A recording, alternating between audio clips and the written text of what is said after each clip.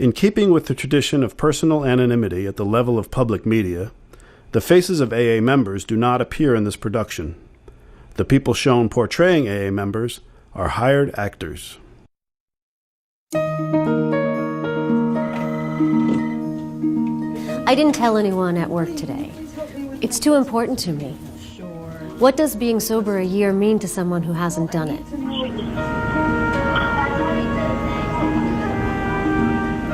In AA, they call it your birthday. So tonight is my first AA birthday. My name is on that cake. I don't even like cake, and I'm acting like it's the most important night of my life. Well, considering how far I've come, maybe it is. After treatment, I started going to Alcoholics Anonymous simply because it was the only way I could think to stay sober once I got out. And slowly, by listening, and listening was hard at first, I came to learn about AA, how it worked and why it worked. And I learned that if your problem was substance abuse, there were other 12-step programs, but AA's only reason for existence was recovering from alcoholism. That it wasn't an organization to help people get jobs, and it wasn't an organization to help you solve your marital problems and financial problems.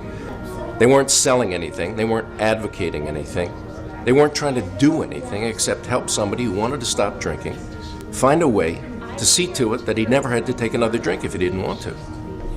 But this doesn't mean we don't welcome people in a very important way who have other problems. We all have other problems. Now, someone might have a problem with drugs or some other compulsion or addiction and also have a problem with alcohol. The only requirement for membership is a desire to stop drinking. If you have the desire to stop drinking, you belong here.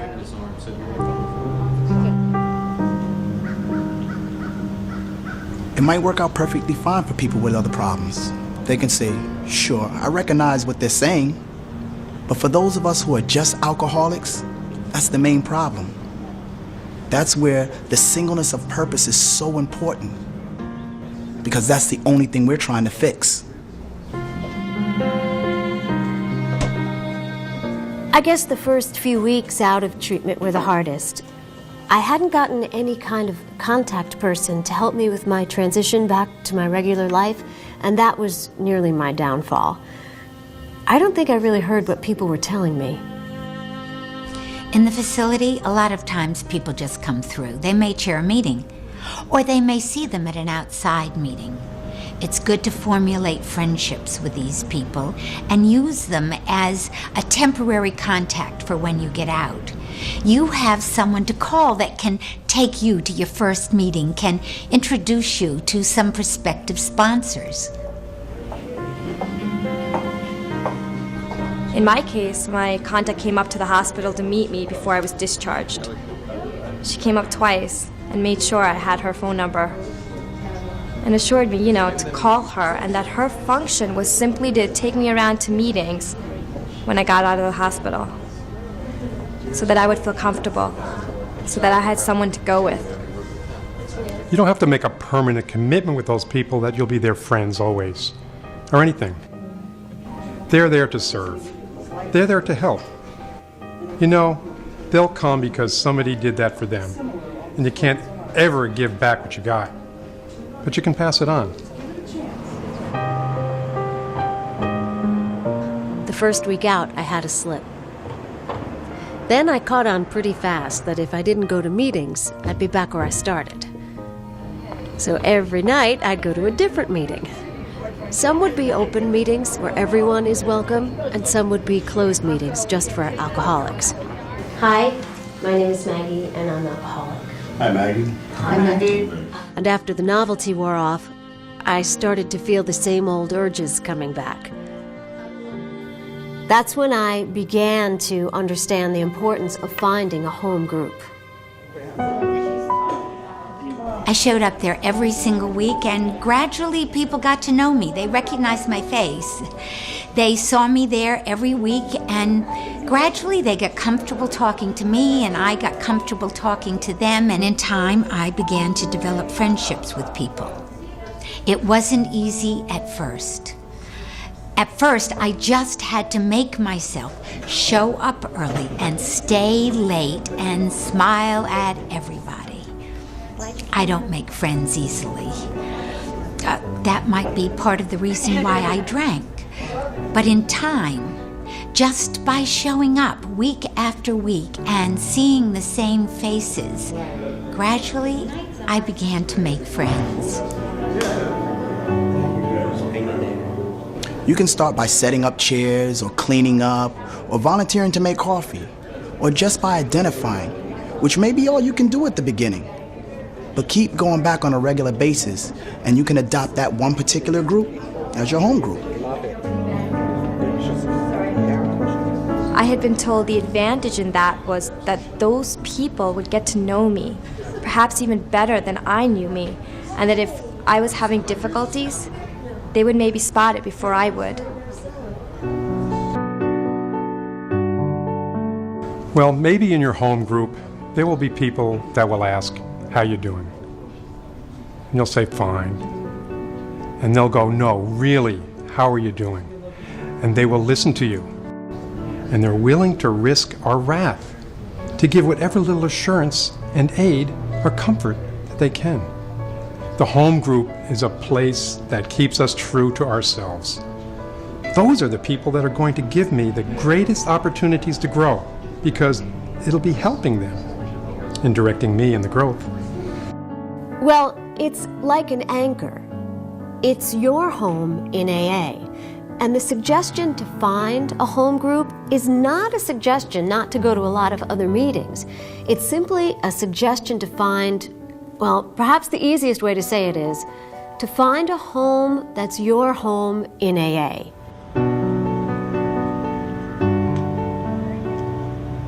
Once I got established in a home group, it was a lot easier for me to get a sponsor. And that was a big step for me in coming to terms with the changes I needed to make to stay sober. Now, a sponsor is someone who helps throughout sobriety and to work the AA program, because sponsorship is very important in AA, and everyone needs help when they first come into the AA program.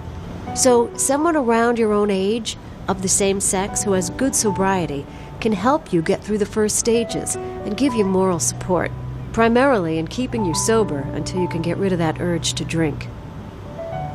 Sponsors are the people that you look at them and they have something, you know? Sometimes it's just the clothes they're wearing, sometimes it's the car that they drive. I had no idea what I wanted to be when I grew up, so I couldn't pick the ideal person. But these people, they have a certain something, and what it does is creates the desire to emulate.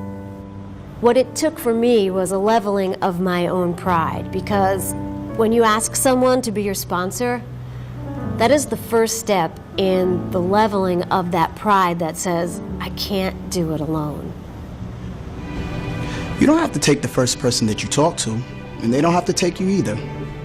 It's a fit where you try to mess and feel each other out a little bit and maybe ask a question and see what sort of advice you get, and see if you can live with that advice.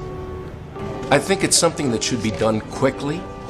I don't think it's something you have to linger on for months or go to 1,012 meetings before you decide who's going to be your sponsor.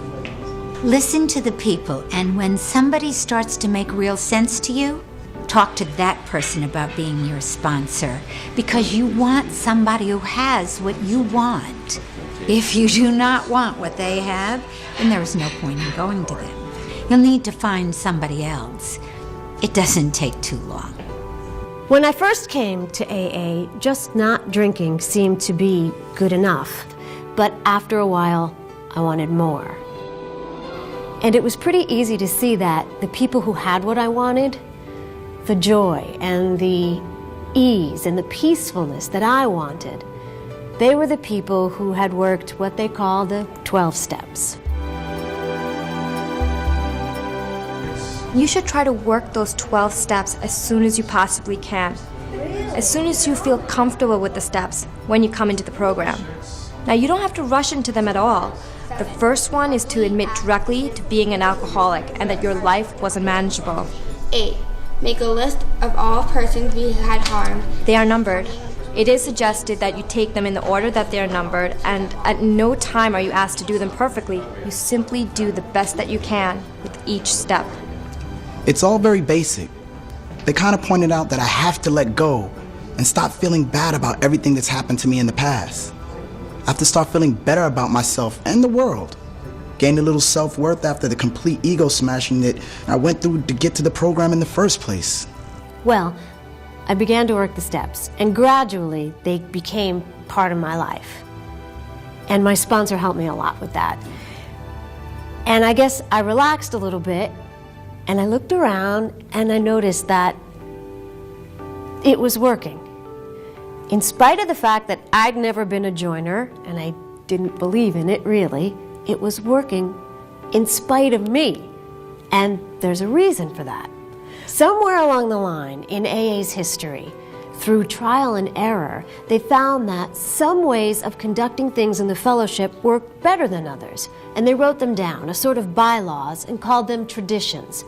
I'd hear terms like anonymity, non-affiliation, self-support, and they were just words until I really listened to what they meant to the members. Those who do not recover are people who cannot or will not completely give themselves to this simple program. Usually One might think because an AA meeting is held at a particular church that it's affiliated with the church or a religious society, or that it's affiliated with a particular treatment facility because AA meetings are held there and AA is discussed there as part of the treatment.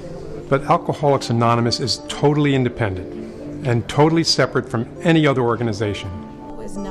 And it's very important for AA that it be that way. I feel good inside that AA is self-supporting and can do that without going to the outside world and asking for funds. The program works because we do it ourselves. And I know, just from my experience, that's the only way it's going to work. There's also a sense of accomplishment if you're paying your own bills. So many of us came in and we had never been responsible for anything, and suddenly it's our responsibility to keep this fellowship afloat. Uncle Sam's not going to come in and bail us out. It's us. In AA, we come and we sit on the same level. No one's better than anyone else, and nobody is less than anyone else in an AA meeting. It's something you can feel better than I can articulate. Another reason for anonymity that I see is that there are some people that would prefer society at large not know that they're alcoholic. It might affect their job, or if they're young, they don't want their parents to know right now, or whatever. I mean, we just need to protect people's privacy with anonymity. And that's why I say at a lot of meetings that I attend, what you hear in this meeting, you let it stay in this meeting. And the people that I associate with, they practice that well. That's why they're my friends. Well, at least one reason. I don't break anyone else's anonymity. If they choose to do that in a situation, that's fine. But it's not my place to reveal that anyone is in AA. We are not cured of alcoholism. I went to some meetings in my husband's hometown, and my mother-in-law was most anxious to have me tell her who was at the meetings. I had to explain to her that, it's not for me to tell her who was there. That would be breaking the tradition. And so she had to settle for that. There have been celebrities who let it be known that they are members of Alcoholics Anonymous, and then within a few weeks, they might have hit the front pages again with a story about how they were picked up driving drunk or doing something drunk. People look at things like that and they think AA doesn't work. But what they don't realize, because of course nobody says anything, we stay quiet with ourselves, is when you come into Alcoholics Anonymous, you're walking into a room of people just like you. Listening was hard at first. People don't want their anonymity broken any more than you want yours broken. And I learned that. So they're going to protect you, because you're going to protect them. So, a year has passed since I've had a drink, and I'm proud of me. Maybe the hardest thing I had to learn, and the most valuable, was As crazy as it sounds, you just don't pick up that first drink. And you do it a day at a time, sometimes an hour at a time. It's been the bravest thing I've ever done because I had to put my sobriety first and respect myself. And I needed to grow up to do that. At times, it was hard. But I didn't have to do it alone. And you don't either.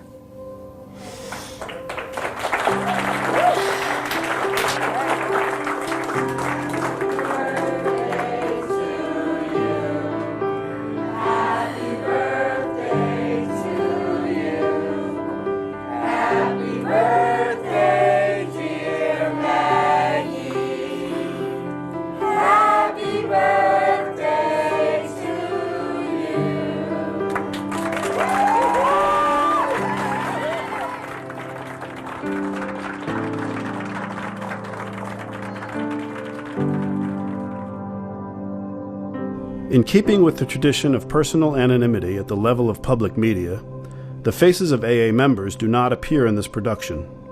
The people shown portraying AA members are hired actors.